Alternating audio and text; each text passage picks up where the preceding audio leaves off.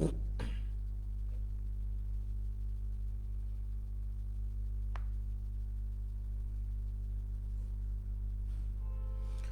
Basically आज के lecture में हम देखने जा रहे हैं कि इवेंट्स और इवेंट एमिट नाम से एक फंक्शन होता है नोड जेएस के अंदर, वो कैसे काम करते हैं। इवेंट्स होपफुली आपको पता होगा कि इवेंट्स होते क्या हैं। इवेंट्स का यूज लेके हम लोग बटन क्लिक और ऐसे कुछ एक्शन परफॉर्म कर सकते हैं किसी भी लैंग्वेज में, बट जो कि यहाँ नोड जेएस में फ्रंट एंड नहीं है हमारे पास, तो हमको यहाँ पे एक फंक्शन दिया है जो फंक्शन एज काम करता है किसी इवेंट के जैसे, और ये कैलकुलेट करता है कि कब, और चेक करता है कि कब कोई एपीआई कॉल हो रहा है या कोई फंक्शन कब कॉल हो रहा है। इन पर्टिकुलर चीजों के लिए हम यहां पे यूज करते हैं इवेंट एमिट फंक्शन, जो कि इवेंट्स नाम की क्लास के अंदर आता है। ठीक है, सो इसको काम में लेने के लिए हमको एक छोटा सा एपीआई बनाना पड़ेगा, क्योंकि नोड में ऑलमोस्ट काम जो होता है वो एपीआई के थ्रू होगा। रिक्वायर, यहां जाएंगे और यहां लगा देते हैं हम लोग एक्सप्रेस। एक चीज ध्यान रखना, जो इवेंट नाम की चीज है वो बेसिकली एक फंक्शन नहीं है, एक क्लास है। तो मैं यहां जाऊंगा और क्लास का नाम हम लोग कैपिटल से स्टार्ट करते हैं, तो मैं यहां पे दूंगा इवेंट एमिट करके दे देता हूं, और रिक्वायर कर लेता हूं यहां पे जो मेरी क्लास है उसका नाम इवेंट्स, और फिर इसके बाद जाके यहां पे कॉन्स्ट चालू कर लेते हैं, const app is equal to express. ठीक है, एक एपीआई कॉल कर लेंगे ऐप डॉट गेट,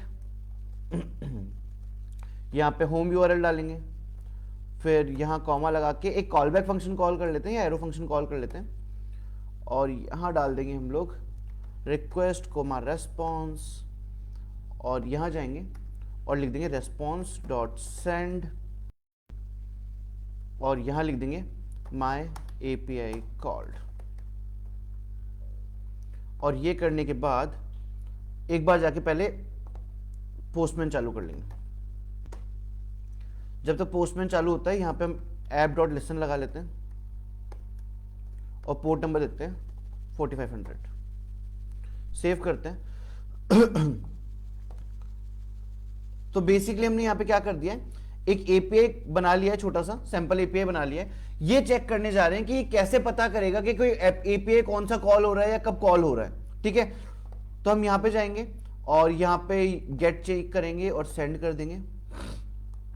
अच्छा, अपलोड वाला पाथ तो मेरे पास है ही नहीं, मैं पाथ हटा देता हूं यहां से, इसको सिंपल 4500 पे रन करने देता हूं। यहां हमें आंसर मिल गया माई एपीआई कोड। ठीक है, नाउ अब इसमें यूज करेंगे हम लोग इवेंट का। तो इवेंट यूज करने से पहले ऑब्वियस हमें पता करना है कि एपीआई कौन सा कॉल हो रहा है, तो उसके लिए हमको बेसिकली मल्टीपल एपीआई चाहिए होंगे। तो मैं यहां पे जाता हूं और मैं 2 एपीआई बना लेता हूं एक बार के लिए, और इसको मैं नाम देता हूं फॉर एग्जांपल करके यहां पे अपडेट करके, सही। और यहां पे मैं इस पे लिख देता हूं माय एपीआई अपडेटेड, सेव किया। यहां जाके प्लस कर लेता हूं और एक और एपीआई कॉल कर लेते हैं यहां पे, और इसका मैंने दिया अपडेट, आई गेस यही दिया है मैंने, हाँ अपडेट करके ही मैंने दिया है।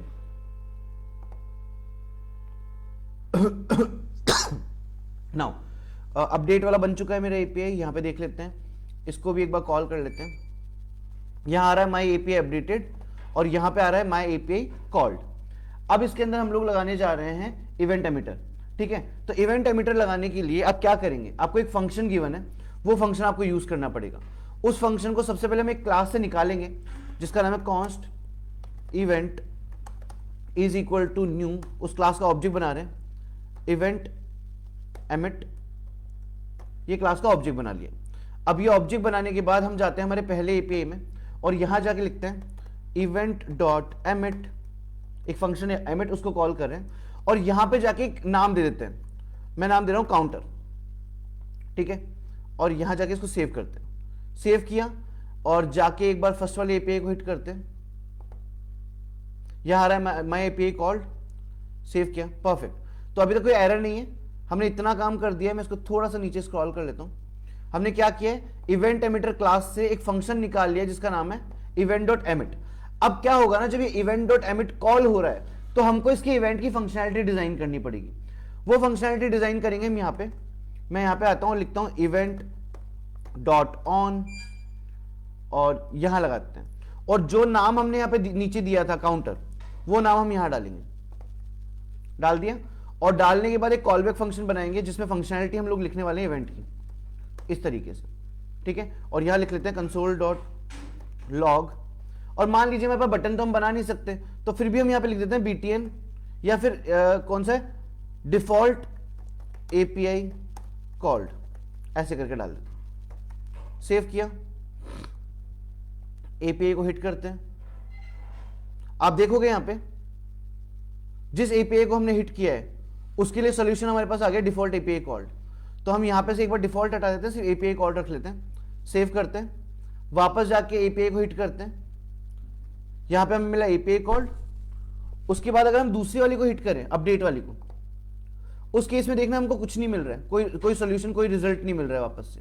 तो अभी हमने जो एमिटर है वो किसमें लगाया है, सिर्फ पहले वाले API पे, तो ये इसको कॉल करके इसका रिफ्लेक्शन हमें दे रहा है, ठीक है। अगर इसी तरीके से हम एक नया लॉजिक बनाए कि मान लीजिए हमने अब एक वेरिएबल बना लिया let count is equal to 0 करके, और यहां पे इस API के अंदर हमने डाल दिया है काउंट प्लस प्लस। देखते हैं कि ये सारे कॉल्स कैलकुलेट करता है नहीं करता है। मैं गया पहले वाले API पे, सेंड 1 बार, 2 बार, 3 बार, 4 बार। आप देखो यहां पे API कॉल्ड बार बार रिफ्लेक्ट हो रहा है आपको, ठीक है। अब इसकी जगह मैं क्या करता हूं, यहां पे प्रिंट करवाता हूं